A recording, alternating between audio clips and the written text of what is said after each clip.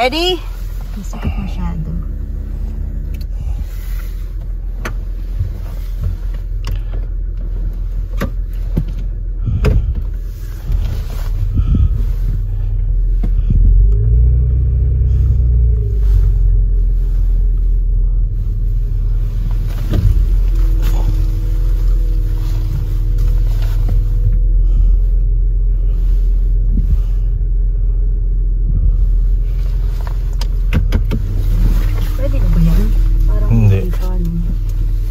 Matipid. At officially summer na nga dito guys sa Canada, kung kaya't ang gaganda ng mga flowers, nagbubloom na talaga sila dahil nga sa maganda na ang weather dito. Although parang Baguio feels pa din siya, pero at least wala nang snow at talagang minsan na lang may mga wind chill, so malamig-lamig din yun minsan. At abangan natin kung kailan talaga yung sobrang mainit na summer kasi hindi ko pa na-experience. So ngayon ito, naglalakad tayo dahil tapos na yung ating training at 15 minutes walk ito papunta sa aking bus stop. Ayan, so samahan nyo ako guys sa aking paglalakad.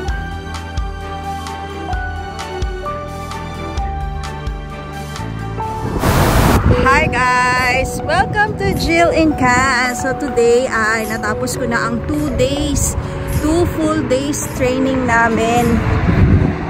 From 9 up to 4:30 PM. So talagang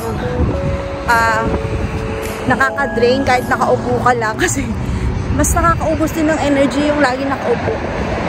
So nakikinig kami ng training sa isang person na nagsasalta, ganyan. Tungkol sa mga policies.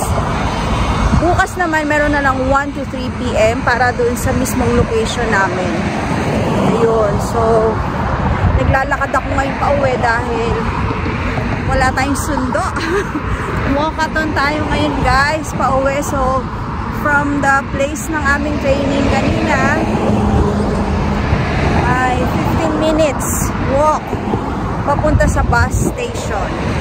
Yan guys, dahil mahaba-haba itong lakad na to. See you later.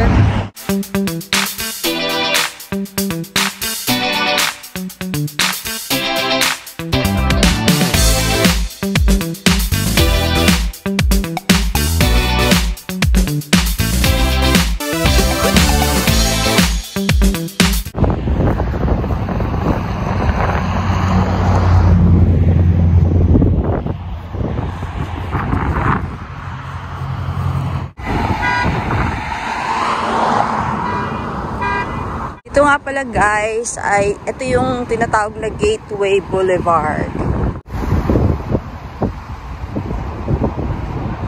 So dito yung Subaru, tapos doon may Ford, may Starbucks. Malapit na yata ako. Or sa isa pa. May A&W.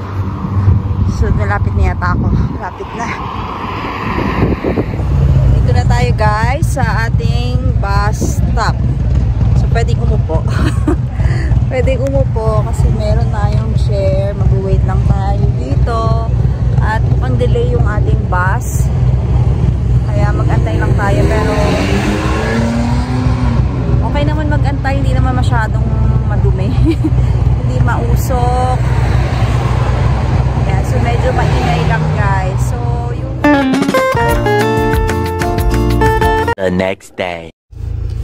Hi guys! So today is the 3rd day of my training. Ngayong 2nd week ha, 3rd day siya. Pero yung previous week, nagkaroon kami ng online tsaka yung in-person do sa isang training site lang. Ngayon naman ay 2 hours lang to guys. Titignan lang namin yung venue, tuturo sa amin ano yung mga, paano yung mga facilities gamitin, yung mga ganun, kung saan yung door. Tapos meet namin yung team leader namin, yung group namin, tsaka yung mga participants namin o yung mga children na hawakan ay hindi pa. So wala pa sila doon. Pero most likely the 2 hours will be spent sa facility, kung paano, yung mga program siguro namin, kung paano mangyayari, yung mga ganon. So ayun. At maulan ngayon guys. Kaya suot natin na naka-raincoat tayo ngayon. At bago tayo pumunta sa training, dahil maaga-aga pa, dadaan muna ako sa isang eye shop, or hindi ko alam kung meron silang nag-check ng eyes. para, you know, pwede na, magsasalamin na tayo. Although nagsasalamin naman talaga ako, kaya lang I need na upgrade or siguro updated yung aking mga yung salamin. At kasama naman to sa insurance ng aking school. So kailangan ko siyang gamitin dahil sayang din naman. $65 for the eye check-up na dapat ophthalmologist ang mag-check at 150 para sa glasses. Yun. So, tingnan natin guys mamaya. Sana may makita tayo at kung kailan yung... Alam ko kailangan nagpapaschedule pa yan eh. So, dito lang muna sa malapit sa amin. Kung wala, next time, tignan ko sa ibang lugar. Tapos, after nyan ay dediretso na tayo sa work. So, ngayon, hindi ko alam kung susunduin ako pag-uwi. Maulan siya. Okay, so kung hindi magbabas ako, pero wala pala akong bus pass, binili ko yung bus pass ko sa anak ko. Okay, so tingnan natin guys mamaya. See ya! Ready? Masikip masyado.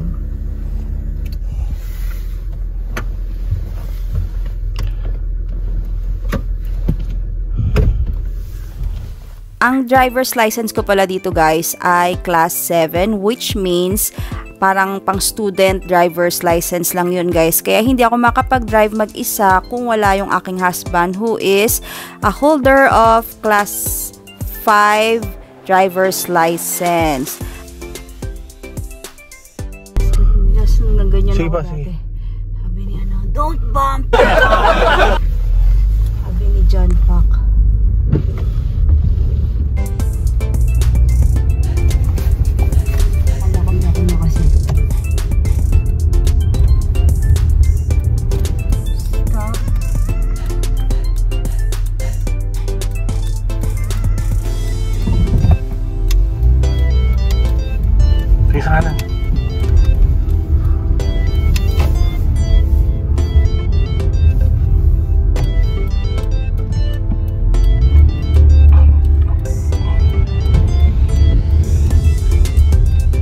Go.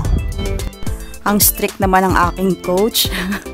Yan, so kasi napaka-strict ng rules dito, especially kung katulad ko na hindi pa ako nakapag-road test, kailangan ay masanay ako sa rules ng Canada para pag nag-road test ako ay hindi ako mag-fail doon sa test na yon, para magkaroon tayo ng class 5 na driver's license. Ayan, so ang ganda ng kalsada dito ay napakaluwang. Pero kahit ganyan yan, kailangan talaga strictly followed ang mga rules dito. So, ito na nga guys, tayo ay maghahanap ng ating eyeglass. So, kung kayo ay nagpaplano kumuha ng salamin dito guys, kunin nyo na sa Philippines dahil mas mura yan. Ito tayo guys. May Filipino food dito. Parang nandun yun eh. Doon.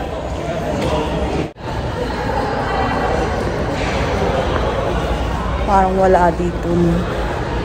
Golden Scissors, Beauty Spa, Medical.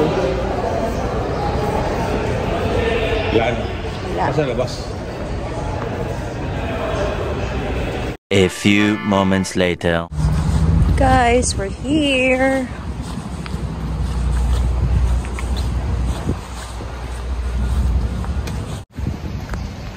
We're here guys. Sabi sa back door daw, hindi sa main door. Saan kaya yung back door? Ito kaya.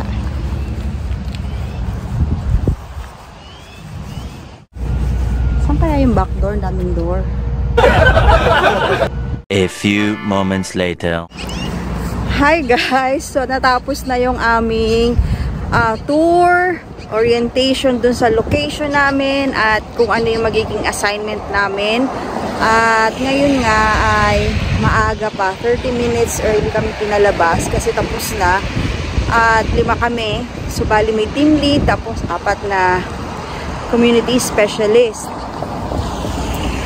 At dahil short lang naman yun, may 30 minutes pa, wala pa yung sundo ko kasi babiyahe pa siya na sa bahay. At pupunta muna ako ng Goodwill habang nag-aantay dito. Yan. Okay, so tapos after nito ay pupunta kami ng optometrist. May nakita kami doon sa dinaanan namin kanina, ay pupuntahan namin. Yun guys, so tingin-tingin tayo dito sa Goodwill.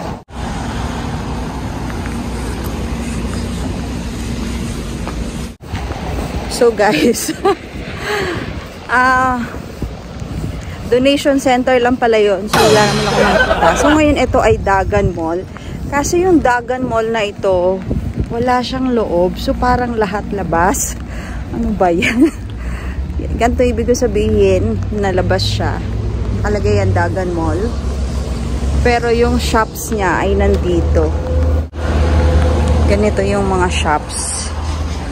So wala talaga akong pag-i-stayan kasi kung gusto mo ng sa massage, talagang papasok ka. Wala kang tatambayan. Ano to? Pizza Unlimited. Pwede naman tayo dyan. Pero hindi naman ako kakain. May medical clinic.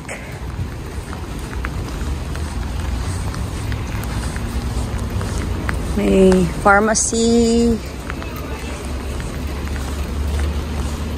Ito, Circle K. Yan. Buti may Circle K. Dito na lang ako.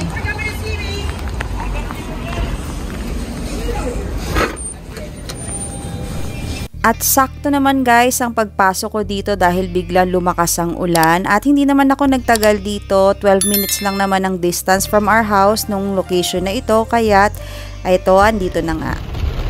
Ayan! Sige. Salamat Circle K dahil ang lakas ng ulan. Tapos itong mall na to ay ganyan o, labas lang. Talagang kailangan kang sumilong sa loob. Ayan, so thank you Circle K. Kahit wala akong binili doon. Ayan. So nasaan naman tayo pupunta ngayon dahil maaga-aga pa. Okay guys, so hindi pa tapos ang ating last day. Meron pa tayong last day of training for tomorrow. Ito yung tinatawag na NVCI, Non-Violent Crisis Intervention. So, importante yan dito kung tayo ay nasa human services, I think, no? So, hindi ko pa alam kung ano yung bagay na yun, pero importante yun dito sa kanila na makuha yung ganitong certificate. Especially nga pag nasa social work, community support, ganyan. Anything that deals with sa mga tao na inaalagaan natin, yung mga ganyan. So, tomorrow ay 9 to 5 a.m. yun. Mahabang araw. At yun na yung last day of training natin. Tapos sa Tuesday, the day after the Canada Day, ay start na tayo ng ating full-time job. Yehey! Okay, so ngayon, naghahanap si my love ng pupuntahan natin ngayon dahil maaga-aga pa. Pero pupuntahan natin yung sa eye check-up. Okay. Pag may nakita tayong optometrist. Doon. Ayun guys, so ito yung may optometrist doon dito sa Superstore. Ang eye check-up nila ay $100. Yung sa lens. Magkano yung lens? Kasi $65 lang yung ano ko eh. Yung covered ko. So mag-a-add ka pa if ever. Tapos yung salamin worth $150. So mag-a-add ka pa din. Kaya hanap tayo ng mas mura. So dito guys sa Costco may optical shop din. Ang eye check-up nila is $105. Tapos yung mga salamin nila medyo branded. May mga $299, $399. So, kaya tingin mo na kami ng isa pa. Ito. Optics International ay $115 ang eye check-up. Last one guys. Hanap pa tayo yung malapit na sa amin. Hakim Optical. Okay, so tatlo yung nakita namin dito sa mall na ito. Yung Hakim Optical, which is $100 naman siya. Kaya lang yung mga frames niya doon, mga salamin niya, wala namang ano eh. Wala namang price. Pero separate naman pala yun. So kapag nagpa-check up ka ng eye, kailangan mo lang makuha yung prescription mo. Tapos kung saan kang optical shop bibili ng salamin mo. Tapos, yung nakita namin pangalawa ay Specsavers. So, $100 din siya. Pero may promo sila na $9 yung frame. Merong tigna $9 frame. Tapos marami silang promo. Pero syempre, depende yon kung kailan pagbalik mo, kung may bookings ka doon, ay ongoing pa rin yung promo na yon para ma-avail mo yung $9. So, ngayon ay nasa second week na sila ng promo nila. Hopefully, kasi 3 weeks talaga yun eh. Pero dahil syempre $9 promo, madaling maubos yun. Kaya sana pagbalik namin, meron pa din yung promo na yun para pasok sa ating budget. Pero sabi naman niya, kung pagbalik namin ay wala na yun, bibigyan pa rin niya kami ng pasok sa budget namin. So yung last naman na puntahan namin ay Eye Care. So yung Eye Care naman ang pinakamahal sa lahat kasi 130 yung eye exam niya. At ito ay ang eye exam na to na 130 ay parang at the back of your eye, scan din siya. Tapos meron pa silang isa na 140 which is i-check yung eye mo and yung back of your eye. Tapos yung scan din yung retina mo together with mga dry eyes. So may mga ganun pa. Hindi natin kailangan yun guys. Yun. So, babalik na lang tayo dito for our appointment. See you guys. So, yun guys, ang ating tour for the day sa aking biyaheng training days at ang ating paghahanap ng murang salamin. Murang eye check-up na pare-parehas lang naman pala yung presyo dito halos.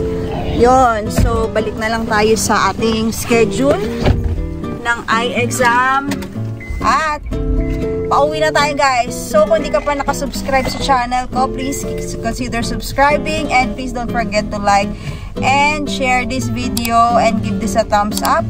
And please don't forget to hit the notification bell para lagi kang updated sa mga next vlog ko. And kung meron kayong comments and suggestion, please leave them down below. Yun lang guys. I'll see you in my next vlog. Bye! Bye! Bye! So ito namang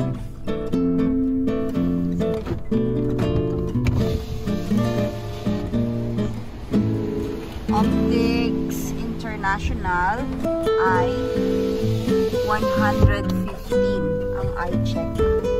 Last one guys. Hanap tayo yung malapit na sa amin.